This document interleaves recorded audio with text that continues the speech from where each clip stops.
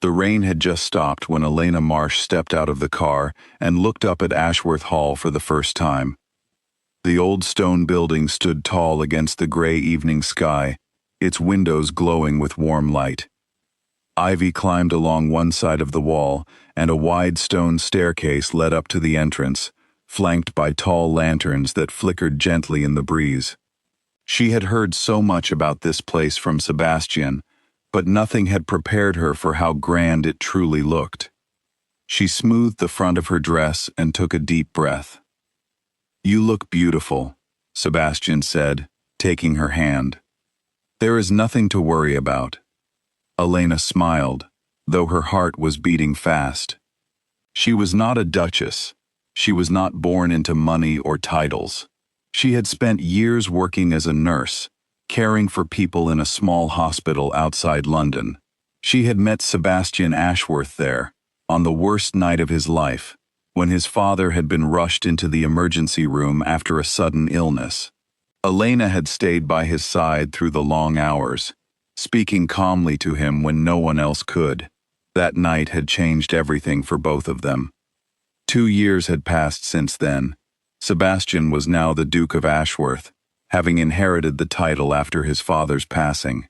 In those 2 years, Elena had watched him grow into the responsibility, learning to manage the estate, the tenants, and the expectations that came with his new title.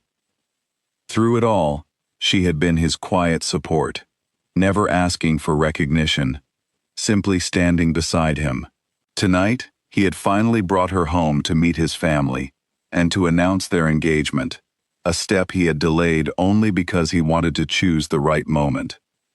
The large wooden doors of the hall opened, and a butler led them into a dining room with a long table set for 10 people. Crystal glasses caught the candlelight, and the smell of roasted meat and fresh bread filled the air. Portraits of past dukes and duchesses lined the walls, their painted eyes seeming to follow Elena as she walked further into the room. At the head of the table sat the Dowager Duchess Margaret, Sebastian's mother, dressed elegantly in dark green silk, her gray hair pinned neatly behind her. Beside her sat his younger sister, Lady Priscilla, who looked up the moment Elena entered the room, her eyes moving slowly from Elena's shoes to her hair, taking in every detail with quiet judgment. "So this is her," Priscilla said quietly to the man beside her, not quite low enough for Elena to miss it. Sebastian guided Elena to her seat, and then took his place beside her. "Mother, Priscilla, this is Elena. I have spoken about her many times." "Yes," Margaret said, her voice cool and polished. "You have spoken about her. Welcome, Miss Marsh." The dinner began with quiet conversation about the weather and the estate's gardens, but Elena could feel the tension beneath the surface, like a storm waiting to break. She tried to answer every question with honesty and warmth, hoping that her sincerity would be enough. "Tell me, Miss Marsh," Margaret said, as the second course was served, "where is your family from?"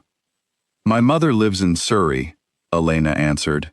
"She raised me alone after my father passed away when I was young." "And what did your father do?" "I don't know much about him," Elena admitted. "My mother rarely spoke of him. I believe he worked in trade, but he died before I could ask him many questions." Margaret's eyes narrowed slightly, though her expression remained calm. "I see. And you work as a nurse, is that correct?" "Yes, at Whitmore Hospital." "A respectable profession," Margaret said, though her tone suggested otherwise. "Though I imagine quite different from the life you would be expected to lead here." Sebastian shifted in his seat. "Mother, Elena has cared for hundreds of people. She saved lives every single day. That is something to be proud of, not questioned." "I am not questioning her kindness, Sebastian," Margaret replied smoothly. "I am simply trying to understand who she is." The conversation continued in this manner for some time, each question from Margaret carrying a small sting hidden beneath polite words. Priscilla, meanwhile, said little, but her quiet smirks and exchanged glances with the guests beside her spoke volumes. Finally, as dessert was served, Sebastian stood up. The room fell silent. He looked at Elena, then at his family, and spoke with quiet determination. "I asked you all here tonight because I have something important to share," he said. "Elena and I are engaged to be married." For a moment, no one spoke. Then Margaret set down her spoon with a soft, deliberate click against the china.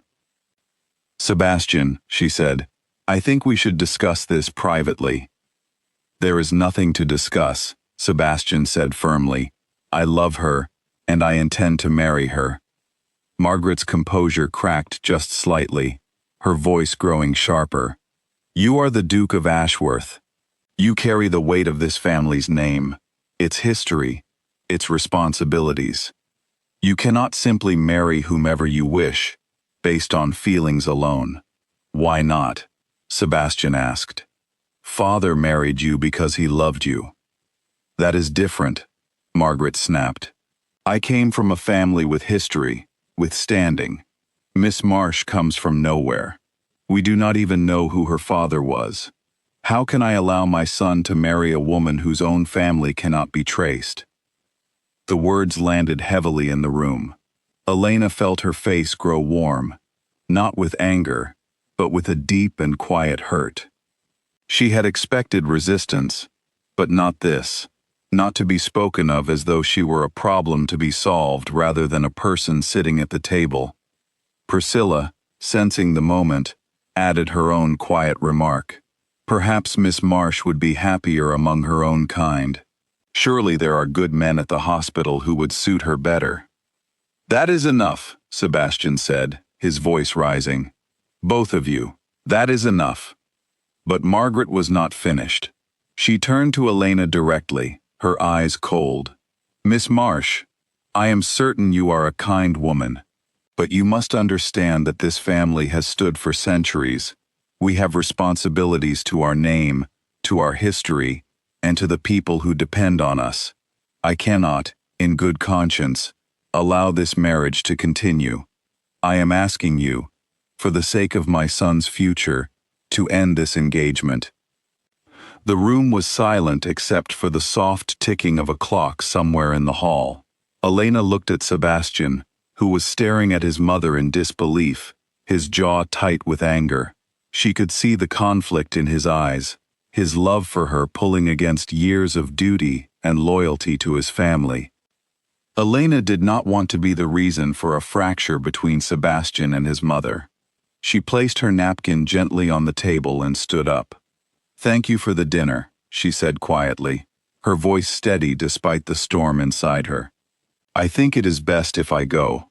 "Elena, wait," Sebastian began, but she was already walking toward the door, her head held high even as her heart felt as though it might break. Outside, the night air was cold and damp from the earlier rain. Elena walked quickly down the long gravel path away from the hall, her thoughts racing.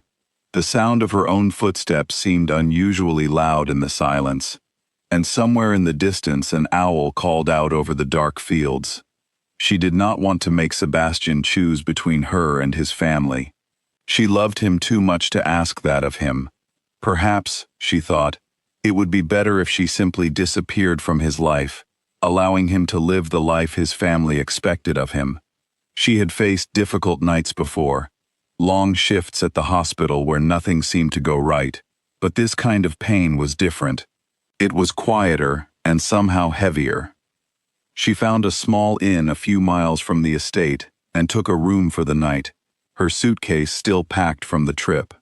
The room was simple, with a narrow bed and a single window overlooking the dark countryside. She sat by the window for a long time, watching the moon rise over the quiet fields, unsure of what the morning would bring. She thought of all the months she and Sebastian had spent together, the small moments of laughter, the quiet evenings, and wondered if all of it had simply been leading to this, a goodbye she had never wanted to say. Back at Ashworth Hall, the dinner had ended in silence, The guests had quietly excused themselves, and Priscilla had retired to her room without another word. Sebastian remained in the dining room, staring at the empty chair where Elena had been sitting only an hour before. Margaret entered the room slowly, her earlier confidence now replaced with something quieter, almost uncertain. "Sebastian, don't," he said, not looking at her. "I don't want to hear it tonight. I only want what is best for you," Margaret said softly. "You humiliated her," Sebastian said, finally turning to face his mother. "In front of everyone. She has never done anything but care for people her entire life, and you treated her as though she were beneath us." Margaret did not answer immediately. She walked to the window and looked out at the dark gardens, her reflection faint in the glass. "I was protecting this family," she said quietly, "just as my mother once protected hers." Sebastian shook his head and left the room without another word, determined to find Elena and bring her home, no matter what it cost him. Margaret remained standing by the window long after he had gone.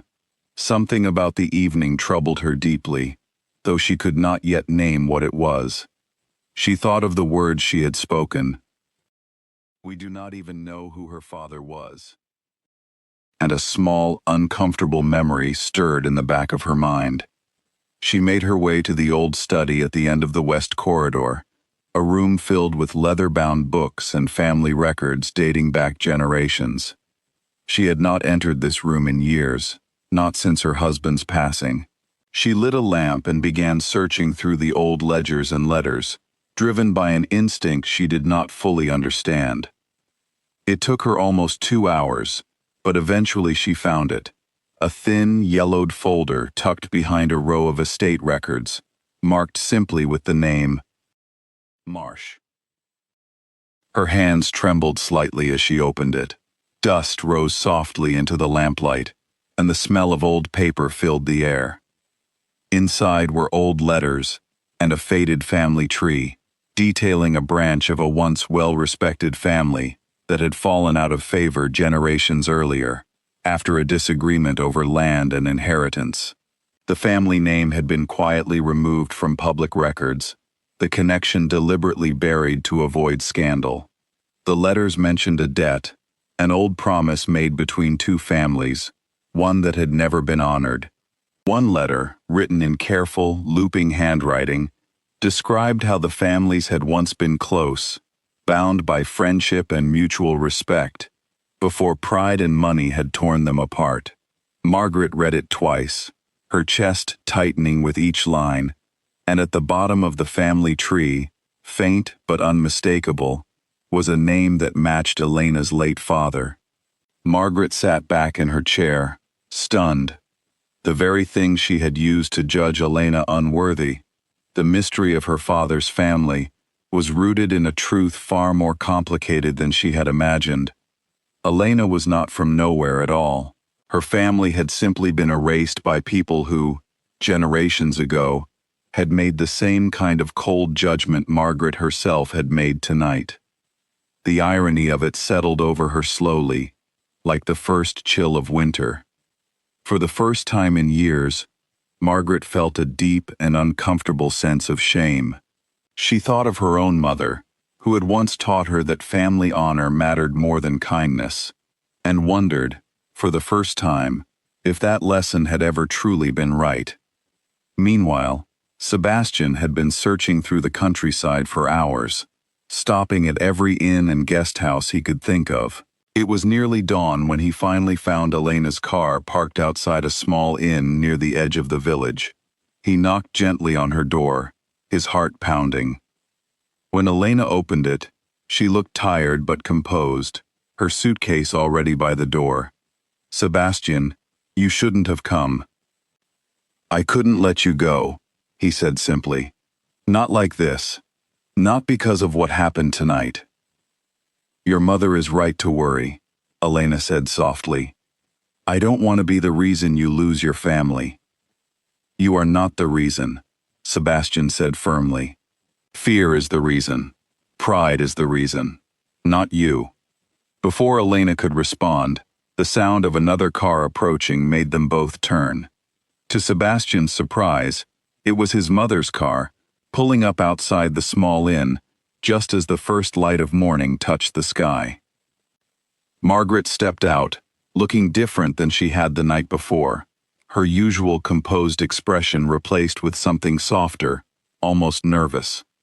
She walked toward them slowly, holding the old folder in her hands. "Miss Marsh," she said, her voice gentle, "I owe you an apology." Elena said nothing, simply waiting. "Last night I judged you unfairly," Margaret continued. "I let old fears and old habits speak louder than reason. But after you left, I found something in our family records, something about your father's family that I believe you should know." She explained everything she had discovered, the old family connection, the broken promise between their two families generations earlier, the unfair erasure of the Marsh name from history. As she spoke, Elena listened in quiet astonishment, learning for the first time pieces of her father's history that her mother had never been able to share with her. "I am not telling you this because it makes you worthy of this family," Margaret said carefully. "You were always worthy, simply by the kind of person you are. I am telling you this because I was wrong, and I am ashamed of how I treated you. You showed more grace last night than I did, and that says everything about your character." Tears gathered in Elena's eyes, though they were not tears of sadness.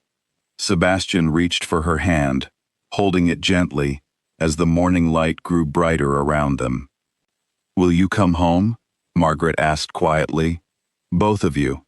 I would like the chance to begin again, properly this time." Elena looked at Sebastian, who smiled at her with so much warmth that any remaining doubt in her heart melted away. "Yes," she said softly, "I would like that." That evening, Ashworth Hall was filled with light once more, but this time the dinner table felt different. Margaret had personally seen to every detail, even ensuring Elena's favorite dishes were prepared. Fresh flowers had been placed at the center of the table, and the candles burned steadily, casting a warm glow over every face. Priscilla, having heard the full story from her mother, greeted Elena with quiet respect, her earlier sharpness replaced with something close to admiration. She even asked Elena about her work at the hospital, listening with genuine interest as Elena described the patients she had cared for over the years. As the family sat together, sharing a meal free of judgment and cold words, Margaret raised her glass. "To new beginnings," she said, looking directly at Elena, "and to the lessons it sometimes takes a single night to teach us." Everyone at the table raised their glasses, and for a moment, the old dining room felt less like a place of formal tradition and more like a true family home. Sebastian squeezed Elena's hand beneath the table, and for the first time since arriving at Ashworth Hall, Elena felt completely at peace. The rejection of the night before had given way to something far stronger, a family rebuilt not on titles or old fears, but on honesty, humility, and the simple recognition of someone's true worth. Later that night, as the guests departed and the great hall grew quiet, Sebastian walked Elena out to the garden, where the air was cool and the stars had begun to appear above the trees. He took her hand and looked at her with the kind of certainty that needed no further words. "Whatever happens from here," he said, "I am glad it happened the way it did. It showed us both what truly matters." Elena smiled, resting her head gently against his shoulder.